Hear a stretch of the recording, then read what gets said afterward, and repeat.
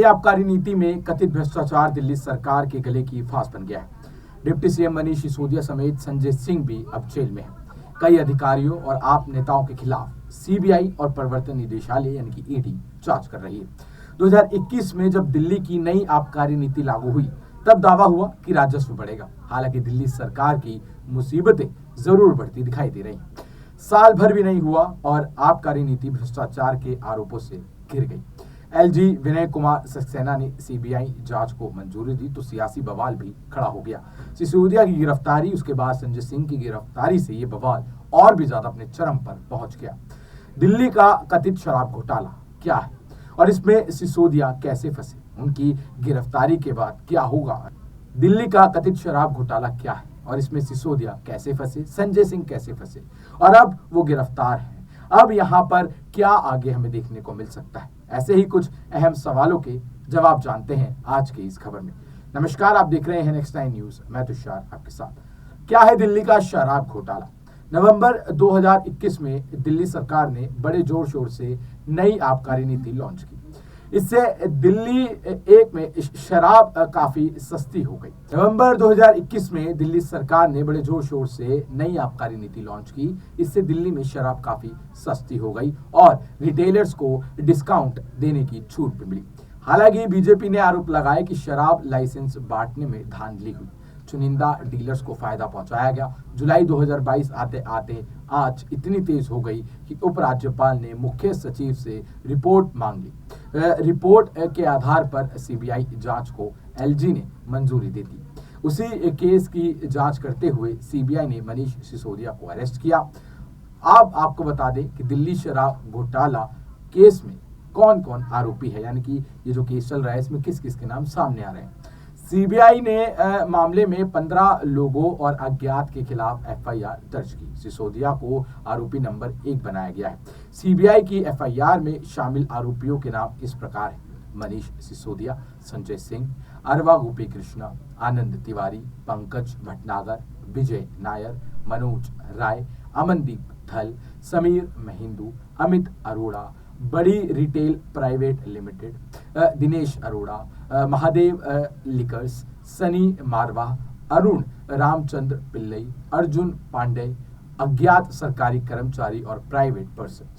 प्रवर्तन निदेशालय यानी कि ईडी भी दिल्ली की शराब घोटाला केस की जांच कर रही है और वो सबसे ज्यादा इस समय सतर्क इस मामले में नजर आ रही है। उसने इसी महीने में चार्जशीट दायर की। ईडी की चार्जशीट में मुख्यमंत्री Arvind Kejriwal, deputy CM Manish Sisodia, Telangana CM KCR की बेटी के कविता समेत कई प्रमुख व्यक्तियों के नाम भी आए। मनीष सिसोदिया पर क्या आरोप लगाए गए हैं? आपको पहले यह बता दें कि आज 16 अक्टूबर का दिन है और आज के दिन मनीष सिसोदिया की रिहाई को लेकर एक बड़ी जो यहाँ पर सुप्रीम कोर्ट में जो कार्रवाई है वो होनी है और इसी के चलते यहाँ पर आज हम आपको मनीष सिसोदिया के ऊपर ही ये पूरा जो आबकारी नीति का भांडा फूटा है उसके बारे में बता रहे हैं। कोरोना काल में हुए नुकसान की भरपाई के लिए शराब बेचने वाली कंपनियों की 144.36 करोड़ रुपए की लाइसेंस फीस माफ कर दी गई। L1 यानी कि L1 के टेंडर में शामिल एक कंपनी की 30 करोड़ रुपए की अर्नेस्ट डिपॉजिट मनी कंपनी को वापस कर दी गई। विदेशी शराब और बियर के केस पर मनमाने ढंग से 50 रुपए प्रति केस की छूट दी गई। ये हम आपको वो आरोप बता रहे हैं दर्शकों जो मनीष सिसोदिया पर लगाए गए हैं। एक ब्लैक लिस्टेड कंपनी को 2 जोन के ठेके दिए गए। कार्टेल पर पाबंदी के बावजूद शराब विक्रेता कंपनियों के कार्टेल को लाइसेंस दिए गए। बिना एजेंडे और कैबिनेट नोट सर्कुलेट कराए कैबिनेट में मनमाने तरीके से प्रस्ताव पास करवाए गए। शराब विक्रेताओं को फायदा पहुंचाने के लिए ड्राई डे की संख्या 21 से घटाकर 3 की गई। मास्टर प्लान के नियमों का उल्लंघन करते हुए नॉन कन्फर्मिंग इलाकों में शराब के ठेके खोलने की इजाजत दी गई। ठेकेदारों का कमीशन 2.5% से बढ़कर 12% किया गया। 2 जोनों में शराब निर्माता कंपनी को रिटेल सेक्टर में शराब बेचने की इजाजत दी गई। एलजी की मंजूरी लिए बिना 2 बार पॉलिसी को एक्सटेंड किया और मनमानी तरीके से डिस्काउंट ऑफर दिए गए, जिससे कुछ कंपनियों को फायदा पहुंचा। नई पॉलिसी लागू करने में GNCT act 1991, transaction of business rules 1993, Delhi excise act 2009 और दिल्ली एक्साइज रूल 2010 का उल्लंघन किया गया। टेंडर जारी होने के बाद 2021-22 में लाइसेंस हासिल करने वालों को कई तरह के गैर वाजिब लाभ पहुंचाने के लिए जानबूझकर तय प्रक्रियाओं का उल्लंघन किया गया। चार्जशीट में नाम नहीं, फिर अरेस्ट क्यों हुए सिसोदिया? तो हमने आपको ये बताया कि ये जो पूरे के पूरे आरोप हैं ये यहाँ पर मनीष सिसोदिया पर लगाए गए हैं, लेकिन मनीष सिसोदिया का चार्जशीट में नाम नहीं, लेकिन फिर भी उन्हें गिरफ्तार क्यों किया गया?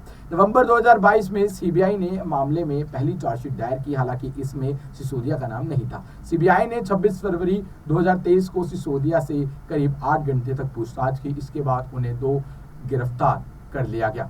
आपको बता दें कि जांच एजेंसी ने कहा कि सिसोदिया जांच में सहयोग नहीं कर रहे थे। सूत्रों के मुताबिक सिसोदिया से दस्तावेजी, इलेक्ट्रॉनिक और डिजिटल सबूतों के बारे में पूछताछ हुई। कोर्ट में पेशी के बाद सिसोदिया का क्या होगा? आपको बता दें दर्शकों कि कोर्ट में पेशी के बाद मनीष सिसोदिया को दिल्ली की राउज एवेन्यू कोर्ट में पेश किया जा चुका है।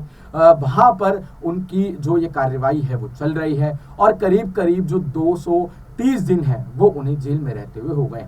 हालांकि यहाँ पर जो है इस बीच मनीष सिसोदिया ने अपनी रिहाई यानी कि बेल को लेकर भी जो है यहाँ पर याचिका डाली थी राउज एवेन्यू कोर्ट में, जो खारिज कर दी गई। उसके बाद वो हाई कोर्ट गए, वहां से भी खारिज कर दी गई, लेकिन अब वो सुप्रीम कोर्ट आ चुके हैं। और सुप्रीम कोर्ट की अगर हम बात करें तो सुप्रीम कोर्ट उनकी बेल को लेकर जो है वो यहाँ पर सुनवाई करते हुए नजर आ रही है। आज यानी कि 16 अक्टूबर को एक बड़ा दिन माना जा रहा है कि जब उनकी रिहाई को लेकर एक बड़ा फैसला आ सकता है। आपको बता दें कि बीती कुछ सुनवाई में सुप्रीम कोर्ट ने ईडी यानी कि प्रवर्तन निदेशालय से कई सवाल पूछे थे कि आपके पास पुख्ता सबूत है कि नहीं। आप जिस आधार पर यहाँ पर मनीष सिसोदिया पर आरोप लगा रहे हैं वो आधार संभावनाओं पर है, सबूतों पर नहीं। आपके जो सबूत हैं वो आरोप है वो सबूतों पर होने चाहिए, ना कि संभावनाओं पर। यहाँ पर कोर्ट ने ये भी टिप्पणी की कि आपने जो भी अभी तक के सबूत दिए हैं वो सभी सबूत की जो कड़ियां हैं वो आपस में मेल नहीं खा रही हैं। और आपको बता दें दर्शकों की ये मामला तब बड़ा बन गया जब यहाँ पर मनीष सिसोदिया के खिलाफ दिनेश अरोड़ा, जी हाँ, जो खुद भी इसमें आरोपी हैं, जिनका मैंने नाम भी आपको बताया, वो सरकारी गवाह बन जाते हैं और मनीष सिसोदिया आम आदमी पार्टी के खिलाफ गवाही देते हैं। उसके बाद से यहाँ पर मनीष सिसोदिया के लिए मुश्किलें बढ़ती जाती हैं। सुप्रीम कोर्ट भी यहाँ पर ये कहता है कि दिनेश अरोड़ा पहले खुद आरोपी था, बाद में सरकारी गवाह बना। सिर्फ उस एक गवाही के ऊपर हम उन्हें इतने दिन तक जेल में नहीं रख सकते। लेकिन अब क्या होगा? आज वो बड़ा दिन है, इनको बेल मिलेगी या नहीं, ये एक बड़ा सवाल बना हुआ है। लेकिन दिल्ली सरकार के लिए कितना बड़ा ये झटका है, आपको बता दें कि सिसोदिया की गिरफ्तारी से दिल्ली सरकार के लिए बड़ी मुश्किलें खड़ी हो चुकी हैं। अगर मनीष को बेल नहीं मिलती तो दिक्कत हो जाएगी। सबसे बड़ा चैलेंज ये है कि बजट कौन पेश करेगा। सिसोदिया ने सारे बजट दस्तावेज तैयार करवा लिए थे। उनकी गिरफ्तारी के बाद दिल्ली सरकार की कई योजनाएं भी लटक सकती हैं। दिल्ली के 33 में से 18 विभागों का काम सिसोदिया देख रहे थे, जो अब बांट दिया गया है बाकी नेताओं में। लेकिन कई परेशानियां यहाँ पर आम आदमी पार्टी के खेमे में देखने को मिल रही है। दिल्ली शराब घोटाला गिरफ्तारी पर किसने क्या कहा?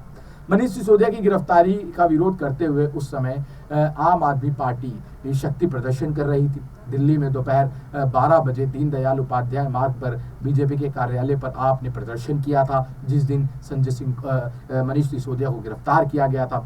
आज पूरे देश में ये नजरें अब सुप्रीम कोर्ट पर टिकी है कि क्या यहाँ पर मनीष सिसोदिया को बेल मिलेगी या नहीं। लेकिन अरविंद केजरीवाल ने एक ट्वीट उस समय किया था जब वो गिरफ्तार हुए थे। उन्होंने कहा था कि मनीष बेकसूर है, उनकी गिरफ्तारी गंदी राजनीति है। सीएम ने कहा था कि मनीष की गिरफ्तारी से लोगों में बहुत रोष है, लोग सब देख रहे हैं, उन्हें सब समझ आ रहा है, लोग इसका जवाब देंगे, इससे हमारे हौसले और बढ़ेंगे, हमारा संघर्ष और मजबूत होगा। सौरभ भारद्वाज, आतिशी, दिलीप पांडे, जसमीन शाह जैसे पार्टी के वरिष्ठ नेताओं ने भी उस समय प्रेस कॉन्फ्रेंस करके बीजेपी और केंद्र सरकार पर जमकर हमला बोला था, जैसे कि अब संजय सिंह को लेकर हमें वैसा ही होता हुआ दिखाई दिया। दिल्ली बीजेपी के कार्यकारी अध्यक्ष वीरेंद्र सचदेवा ने उस समय कहा था कि शराब घोटाले में ये गिरफ्तारी गहन जांच के बाद हुई है। अब ये मामला न्यायालय में जाएगा और सारे देश के साथ आम आदमी पार्टी को भी फैसला स्वीकार करना होगा। सचदेवा ने कहा था कि दिल्ली आज पहला ऐसा राज्य बन गया है जिसके दो मंत्री जेल में हैं और अब तो तीसरा भी जा चुका है। मनीष सिसोदिया और सत्येंद्र जैन यहाँ और अब संजय सिंह जा चुके हैं। इन दोनों अरविंद केजरीवाल की परिवर्तन की राजनीति के ध्वजवाहक थे, मगर इन्होंने दिल्ली को विकास तो नहीं दिया पर भ्रष्टाचार में प्रथम स्थान दिलवा दिया। ऐसा उस समय भारतीय जनता पार्टी के दिल्ली के प्रदेश अध्यक्ष ने कहा था। पूरी आम आदमी पार्टी मनीष सिसोदिया को शिक्षा का अद्भुत बताती थी, पर आज दिल्ली का बच्चा उनके अभिभावक शर्मसार हैं कि दिल्ली के शिक्षा मंत्री शराब घोटाला कर आज जेल में है। उन्होंने कहा कि अरविंद केजरीवाल को दिल्ली वालों को बताना होगा कि शराब पॉलिसी अगर सही थी तो वापस क्यों ली, थोक शराब व्यापारियों का कमीशन क्यों बढ़ाया, शराब व्यापारियों के टैक्स भुगतान माफ क्यों किए। ये सवाल उस समय पूछे गए थे अरविंद केजरीवाल से। दिल्ली के डिप्टी सीएम मनीष सिसोदिया की गिरफ्तारी के बाद दिल्ली प्रदेश कांग्रेस कमेटी के अध्यक्ष चौधरी अनिल कुमार ने कहा कि सीबीआई ने यह गिरफ्तारी पहले ही कर लेनी चाहिए थी। उस समय कांग्रेस भी यहाँ पर लगातार आम आदमी पार्टी पर जो थी हमले दाग रही थी। वो बात अलग है कि अब जब से इंडिया गठबंधन बना है तब से कांग्रेस भी यहाँ पर साथ देती नजर आ रही है आम आदमी पार्टी का, लेकिन उस समय क्या कह रही थी आपको बताते हैं। सीबीआई ने अगर ये गिरफ्तारी पहले कर लेनी चाहिए थी, मगर देर आए दुरुस्त आए। उन्होंने कहा कि कांग्रेस पार्टी की ही शिकायत पर सीबीआई जांच शुरू हुई और हमने ही सारे सबूत उपलब्ध कराए जिसके आधार पर यह गिरफ्तारी हुई। उन्होंने कहा कि उम्मीद है कि भ्रष्टाचार मामले में अब सीएम केजरीवाल भी गिरफ्तार होंगे क्योंकि शराब नीति बनाने के वो मास्टरमाइंड है।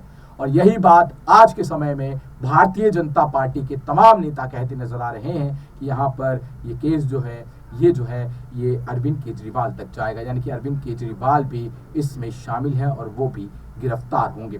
आपको बता दें कि ये जो शराब नीति आई है इसको लेकर ये जो शराब नीति आई थी इसको लेकर आम आदमी पार्टी पर एक बड़ा झटका जो है वो लग चुका है। एक के बाद एक उनके नेता जो है वो गिरफ्तार होते गए हैं। सत्येंद्र जैन, मनीष सिसोदिया, संजय सिंह, राघव चड्ढा पर भी अलग केस चल रहा है और आज वो बड़ा दिन है जब यहाँ पर एक बड़ा फैसला हमें देखने को मिल सकता है। क्या सोचते हैं आप इस पूरे खबर पर? हमने आपको पूरी वाकई नीति के बारे में बताया और ये भी बताया कि उस समय क्या क्या हुआ था और अब क्या क्या हो रहा है, लेकिन आप अपनी इस मामले पर क्या राय रखते हैं नीचे हमें कमेंट सेक्शन में जरूर बताएं और देखते रहें नेक्स्ट 9 न्यूज़। धन्यवाद।